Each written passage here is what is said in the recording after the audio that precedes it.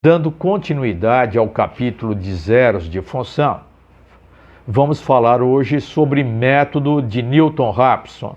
É a continuidade da atividade anterior, onde nós vimos zeros de função com o método gráfico. O pessoal lembra bem da aula anterior. O método gráfico nós conseguimos confinar a raiz dentro de um intervalo dado. Esse método de Newton-Raphson é um método mais apurado. Ele serve para a resolução de equações quaisquer, entendendo-se por equações quaisquer, equações que podem ser algébricas, polinomiais ou transcendentais. Portanto, o método de Newton-Raphson é um método geral, válido para quaisquer equações. Antes de iniciar o método de Newton e Raphson, a pergunta natural: quem são eles? O Newton e o Raphson. O professor Joseph Raphson, professor universitário na Universidade de Cambridge, na Inglaterra, colega contemporâneo de Isaac Newton.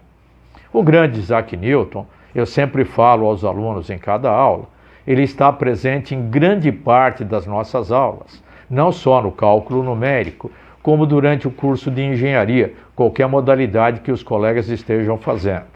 Isaac Newton teve uma vida difícil. É interessante que o pessoal possa acompanhar pelo menos uma vez a biografia do grande Newton. O Newton, quando a mãe dele estava grávida, o pai do Newton faleceu. Portanto, o Newton nasceu já órfão de pai. E quando ele tinha 2 anos, a mãe partiu para um segundo casamento e o menino foi deixado na casa dos avós. Portanto, o Newton, aos 2 anos de idade, já não tinha mais nem a mãe, nem o pai. Mas as tragédias na vida do Newton não pararam por aí. Em 1660, houve uma grande crise na Europa devido à peste bubônica, que assolou toda a Europa. O Newton, no período de 1665 a 1667, quando já estava na Universidade de Cambridge, ele foi obrigado a seguir uma quarentena, confinado no interior da Inglaterra, devido exatamente a essa peste bubônica que assolou a Europa, dizimando 1/3 da população da Europa. Só na Inglaterra matou 10% da população. O Newton, na sua solitária reclusão, não parou de trabalhar. São desta época, da sua quarentena, algumas de suas principais obras: a lei fundamental da gravitação universal, as leis fundamentais da mecânica aplicada aos corpos celestes, e ainda estabeleceu as bases para o cálculo integral e diferencial. Esse é o grande Newton. Como se resolvem as equações? Nós, ainda na nossa infância, no ensino fundamental, aprendemos a resolver equações do segundo grau. Equações do tipo f de x igual a ax ao quadrado mais bx mais c igual a 0. E todos nós, todos os estudantes, conhecemos de cor e salteado a fórmula de Bhaskara, que é um método denominado método algébrico, onde se tem uma fórmula preparada. É uma receita de bolo pronta. Essa fórmula, conhecida como método algébrico, ela só vale para equações polinomiais do segundo grau. A fórmula tradicional conhecida, x' menos b mais ou menos raiz quadrada de delta sobre 2a. É uma fórmula extremamente simples e limitada. Essas limitações do método algébrico, elas só são aplicáveis a equações algébricas ou polinomiais e até no máximo grau 4. O nosso grande problema é: no universo existem infinitos tipos de equações que não podem ser resolvidos por Bhaskara. Então, um dos métodos mais eficientes é o método de Newton e Raphson, que é um método geral, portanto vale para a resolução de quaisquer tipos de equações. As equações podem ser algébricas ou podem ser transcendentais. nós vamos deduzir rapidamente a fórmula geral do método de Newton e Raphson. Nós vamos partir da fórmula geral para uma equação qualquer, que é a expressão y, função de x igual a zero. Pelo método gráfico já estudado, nós temos o confinamento gráfico da raiz, a raiz x traço pertencente a intervalo AB. Está aqui o gráfico, a função y f de x, onde o gráfico da função intercepta o eixo x, é a raiz. É um valor aproximado da raiz. A raiz pertence a intervalo AB. Esse método gráfico é um método muito elementar, fundamentalmente consiste na construção da função, que é uma técnica conhecida por todos os estudantes. Porém, é um método grosseiro, porque nós conhecemos apenas a raiz de maneira aproximada. Nós podemos afirmar que a raiz, por exemplo, está no intervalo entre 2 e 3, ou está no intervalo entre 10 e 15. É um intervalo. É uma maneira aproximada que, na prática, tem apenas valor como processo inicial, intermediário, na busca, na pesquisa do valor mais preciso para a raiz. Pelo método de Newton, nós vamos aprimorar esse método gráfico. Tem-se o gráfico da função y f de x. Nós devemos atentar para as imagens das coordenadas dos pontos A e B. O valor da função no ponto A, a imagem é o f de A, que tem sinal negativo, está situado para baixo do eixo x. A imagem para a cota B é o f de B, que tem sinal positivo, valor situado acima do eixo x. Pelo teorema de Bolzano, valores de sinais contrários comprovam a existência da raiz dentro do intervalo. Detalhando melhor essa figura, abaixo nós temos agora as coordenadas dos pontos.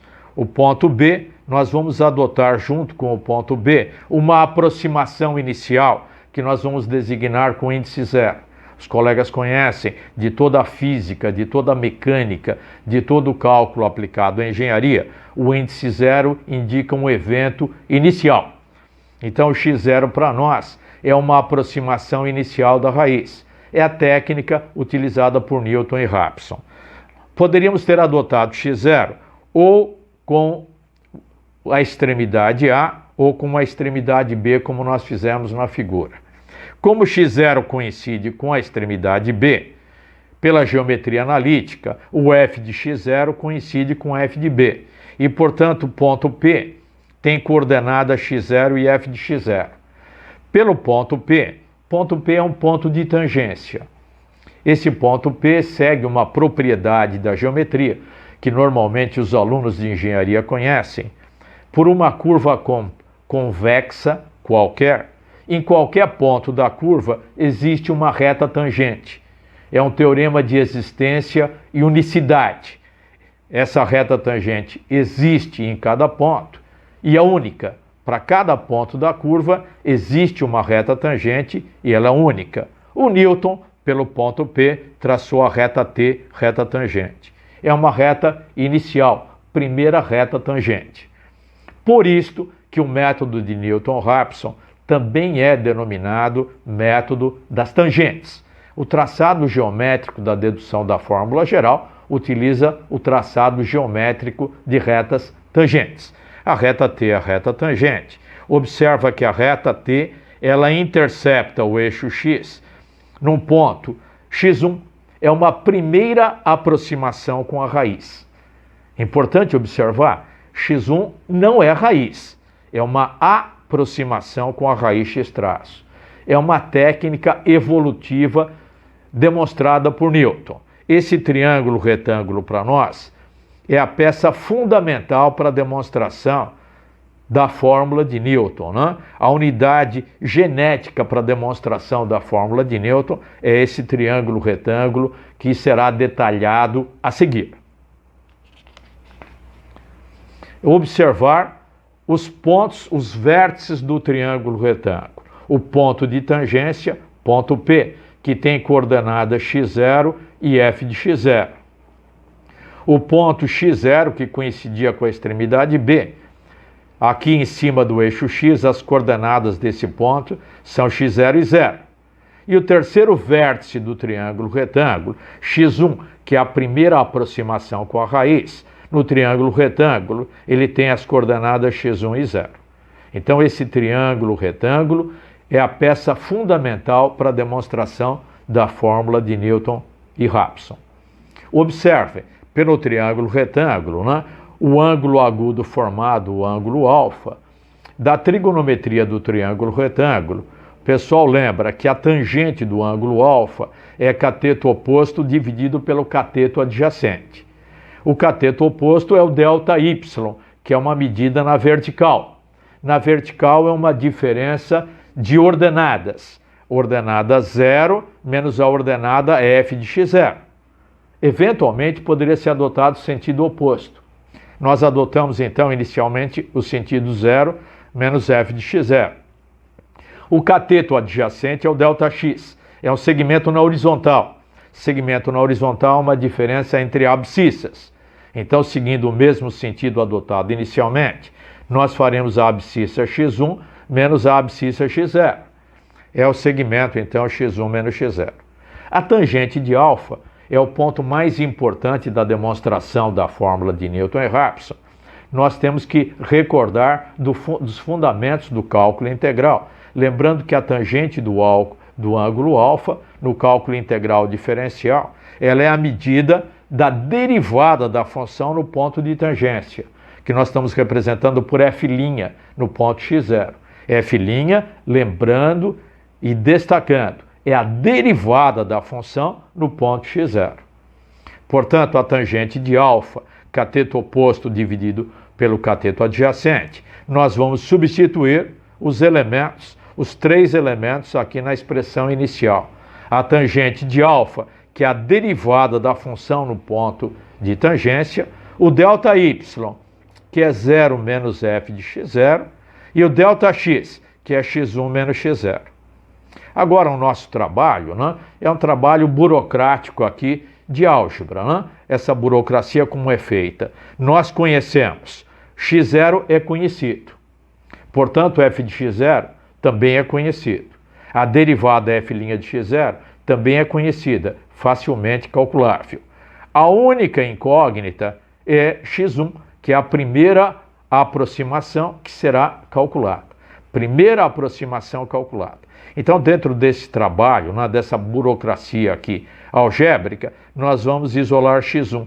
Eu vou passar o denominador aqui para o primeiro membro, passar a derivada aqui para baixo, né? É como se diz em química, né? Aqui uma reação de dupla troca. Então, isolamos o x1. Então, o x1 menos x0 é menos f de x0 dividido pela derivada, f' de x0.